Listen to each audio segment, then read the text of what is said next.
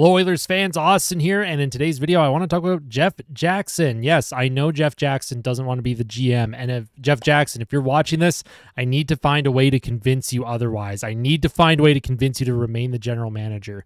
Do you know how hard it is to unite oil country? Oil country is constantly polarized when it comes to analytics, the old school eye test, the people that grew up with Wayne Gretzky, the people that were born the day that Ryan Smith was traded. There is a constant polarized, heated discussion about this team among Oilers fans. The infighting, it's just constantly on X or Twitter.com if you still call it Twitter. And the one thing that all of these fans have in common is that they haven't really had the most competent management, at least not for the last couple decades here. Yes, Kevin Lowe had his moments, but since Kevin Lowe, they had Steve Tambellini, they had Craig McTavish, Peter Chiarelli, and Ken Holland. And it's just... Oilers fans are frustrated, and they've been frustrated for a long time. They've had McDavid and Draisaitl for 9 and 10 years, respectively. They still have 0 Stanley Cups with that duo, and, you know, we can't forget about Ryan Nugent-Hopkins, first overall in 2011. Speaking of Ryan Nugent-Hopkins, the fact that the Oilers had 3 consecutive first overall draft picks between 2010 and 2012, of course, you know, R.I.P. Nail Yakupov. He's not actually gone on this planet. He's just gone from the NHL. But they had Taylor Hall, Nugent-Hopkins, and Nail Yakupov in 3 consecutive years. Oilers fans went through the decade of darkness. It just seemed like there was never a way to get this team out of the gutter. And then they get Connor McDavid. And then they have Leon Draisaitl. And they finally make the playoffs in 16-17. But then Peter Chiarelli completely guts the entire pro team, like the NHL level roster. And then Ken Holland comes in. He not only has to rebuild and retool on the fly that NHL roster to make them playoff caliber, but he also needs to find a way to fill the cupboards and refill the prospect pool. Well, he managed to do one of those things, and that was make the NHL roster very competitive, make them a playoff contender, make them a Stanley Cup contender. And for that, I give Ken Holland credit. And just for me saying that, there's already going to be people in the comment section being like, nope, Ken Holland, nope, absolutely not. He sucked, terrible. Listen, I understand Ken Holland was not perfect. At the end of the day, the pro team, the NHL roster, it's what it is right now, and a lot of that is thanks to Ken Holland. If you look at the team that Ken Holland inherited from Peter Chiarelli, yikes, man. Like, look at some of the players that Peter Chiarelli, like, when Peter Chiarelli was fired, just go back, take a look at that roster. I'll leave a link actually in the description. I'll show you what that roster looked like. But at the end of the day, Oilers fans, again, very heated, very passionate, the most passionate fans in all of hockey. And only one person has ever been able to unite this entire group. Every generation of Oiler fan, you know, like I said, the analytics and the old school eye test fans, everybody. And that's Jeff Jackson. You know why? Because Jeff Jackson has been competent. He's made good moves. And even his most questionable signing so far as interim general manager was signing Josh Brown to a 3-year deal, $1 million per. But at the end of the day, that's only $1 million against the cap. You could bury him in the minors if you want, throw him on waivers. It doesn't matter.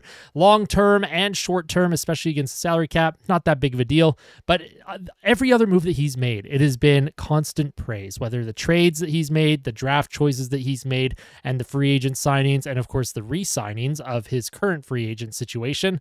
It's been nothing but positives. And I'm going to knock on wood because that could change in a hurry. But Jeff Jackson has not been shy. He's not been quiet about his, you know, desire to hire a full-time general manager by the middle of July, maybe a little bit later if it needs to. But he's the only general manager that I've lived through in my entire existence as a human being and as an Oilers fan that has been at peace with what he's doing as the general manager. He's the only one, and he's the only one where I see every other Oilers fan come together and agree as well. And you know how hard it is to get every Oilers fan to agree? Of course, all Oilers fans, we love this team. Oilers fans will live and die with this team their entire lives. Oilers fans are super, super passionate about everything to do with the team, that logo right there, the merch that they buy, season ticket holders, that sort of thing. People travel from all over Canada to come watch the Oilers play. People travel all over the United States to watch Connor McDavid play in their buildings. And Jeff Jackson, he hasn't made a egregious error yet. In fact, everything that he's done has been very positive. He's not only improved the roster that just went to the Stanley Cup final Game 7, he's also started to bolster the prospect pool, and acquiring Matt Savoy for Ryan McLeod is absolutely huge. And there's still some deals that it sounds like he's trying to make. I think he's still trying to move out Cody Ceci. There's rumors that, you know, Evander Kane may be moved, maybe LTIR. We'll see what happens with Evander Kane. If he's healthy, obviously I'm happy if he's still on the team. as long as he's healthy, though. Jeff Jackson, this guy, unbelievable. And for someone that doesn't want the job, he's been the best at it. Jeff Jackson has done more in 2 weeks as general manager than Ken Holland did in 5 years in terms of not only bolstering the NHL roster, but also bolstering, the prospect pool, refilling some cupboards here, and the long-term outlook for this team has gotten just incredibly more positive. At the end of the playoffs, when we were witnessing the Florida Panthers hoist that Stanley Cup, there was a lot of question marks already. There were so many question marks, what the roster would look like. They're up against the cap. Who can they bring back? Who are they getting rid of? Who can they sign?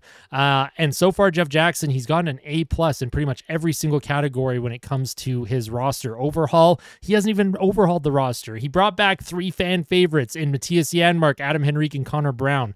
And yes, Ryan McLeod, he's a good player, and it's sad to see him go, but he got Matthew Savoy back in that deal. Savoy is a prospect that is poised to break out at the NHL level. If not this season, definitely next year, and someone that could be a 25 or 30 goal scorer. He projects to be a truly terrific hockey player.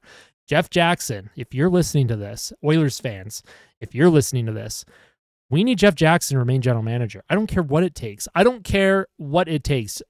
Or whoever he hires as general manager, I hope Jeff Jackson is still the one that's actually making the decisions, because for once in our lives, for once as an Oilers fan, I am confident and happy and content with our general manager. I have not felt this happy and content with a general manager probably ever in my entire existence. And that's saying something. And that just shows how poorly managed the Oilers were, that just making competent moves, not even just like he hasn't made an earth-shattering trade. He hasn't gone out and signed a blockbuster style free agent like a Steven Stamkos. Like, that's not what he's doing. But what he's doing is he's getting these value deals, value contracts, value trades, and he's maximizing the window for Connor McDavid and Leon Draisaitl to win a Stanley Cup. And that's all I can ask for. If you like today's video, make sure you hit like. If you like Jeff Jackson, you want him to remain as general manager, make sure you hit subscribe, and see you in the next one. Thanks for watching.